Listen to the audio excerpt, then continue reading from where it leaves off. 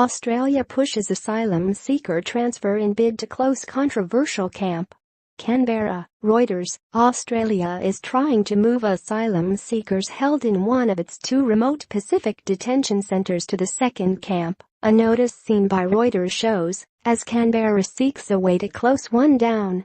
Men held on Papua New Guinea's Manus island can move to the centre on the tiny island nation of Nauru if they have been awarded refugee status and are being considered for U.S. resettlement, the letter posted in a camp and seen by Reuters shows. Refugees in the United States process can now apply for transfer to Nauru, the letter read. The Manus camp only holds men. The letter marks Australia's latest attempt to empty the Manus Centre, which is scheduled to close on October 31. Under Canberra's hardline immigration policy, asylum seekers intercepted at sea trying to reach Australia are sent for processing at the Manus and Nauru camps.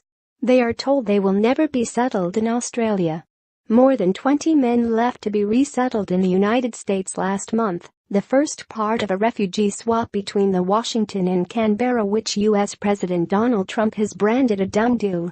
But nearly 800 remain in the Manus camp, and nearly all are refusing to move to a nearby transit center, citing fears for their safety.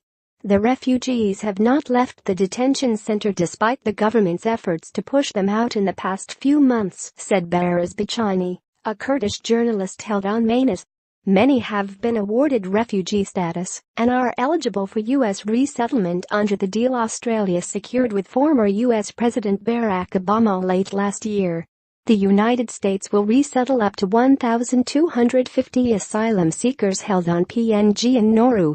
In exchange, Australia agreed to take several dozen Central American refugees.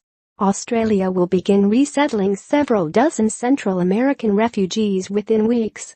Any transfer will further strain conditions on Nauru, where more than 1,200 men, women, and children have been for 4 years in a camp widely criticized by the United Nations and human rights groups for abuses, including sexual abuse and self-harming. Editing by Nick McFly.